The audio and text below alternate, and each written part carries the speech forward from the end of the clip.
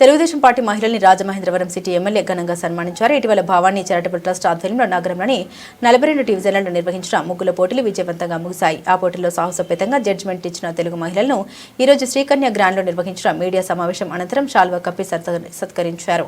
ఈ సందర్భంగా ఎమ్మెల్యే ఆదిరెడ్డి శ్రీనివాస్ మాట్లాడారు. పార్టీ కార్యక్రమాల సాధనలో తమ అంకిత భావ, నిబద్ధత, ధైర్యంతో ముందుకు సాగుతున్న మహిళా నాయకుల్ని ఆయన ప్రశంసించారు. జడ్జిమెంట్ ఇవ్వడం కంటే అది ఇచ్చిన తర్వాత వచ్చే విమర్శలు, పొగడ్తలు, అవమానాలు అన్నింటినీ అధిగమించి సేవ చేయడం పెద్ద విషయమని అన్నారు.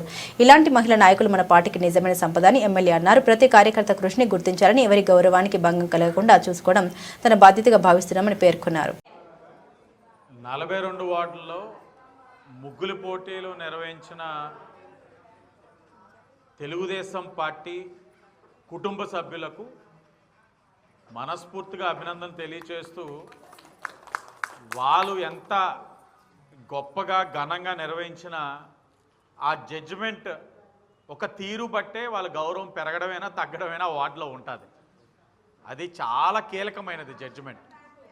ఆ జడ్జిమెంట్ ఒక పాత్రని తీసుకోవడానికి కూడా 2-3 సార్లు ఆలోచిస్తారు ఎవరైనా వెళ్ళేవాళ్ళు. ఎందుకంటే ఆడికి వెళ్ళిన తర్వాత జడ్జిమెంట్ ఇవ్వడంతో సరిపోదు. ఇచ్చిన తర్వాత అనేక విధాలుగా విమర్శలు వస్తాయి, పొగడ్తలు వస్తాయి, అవమానాలు వస్తాయి, చాలా ఉంటాయి.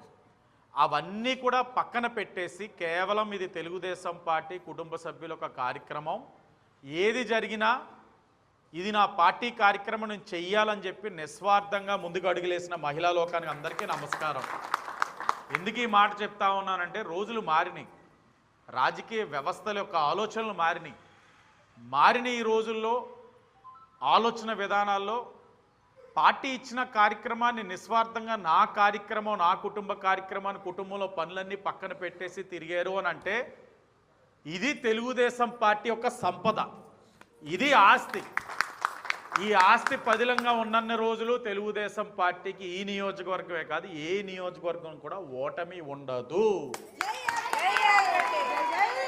అలాగే వీళ్ళు పడ్డ కష్టాన్ని కూడా గుర్తించని నాయకుడు ఉన్నన్ని రోజులు ఎవడు చేయలేడు, కానీ గుర్తించిన వాడు బాగుపడతాడు. ఈ పార్టీ వరకు, రాజమండ్రి సిటీ వరకు మీరు చేసిన సేవని ఈ శాలువాతో నేను విలుకట్టలేను, అలాగని కానుకలతోటి విమర్శలకి మిమ్మల్ని లోను చేయలేను. కానీ మీరు పడ్డ కష్టం ఎప్పుడు మనసులో ఉంటుంది. ప్రతి ఒక్కరికి వాళ్ళ గౌరవం, వాళ్ళ మర్యాదలు భంగం కలగకుండా చూసుకునే బాధ్యత శాసనసభ్యుడిగా నేను తీసుకుంటాను. ఇందులో కొంతమంది డైరెక్టర్లుగా గౌరవం దక్కింది, కొంతమందికి ఇంకా దక్కవలసింది ఉంది. తప్పకుండా ప్రతి ఒక్కరికి గౌరవం దక్కేలా చూసుకుంటామని కూడా హామీ ఇస్తూ, ఇప్పటి వరకు ఒక లెక్క, ఇక్కడి నుంచి ఇంకో లెక్క ఉంటుంది, అన్నీ తెలియజేస్తాం. టైగర్లు పుల్లు దాగమ్మ వెంకట గారు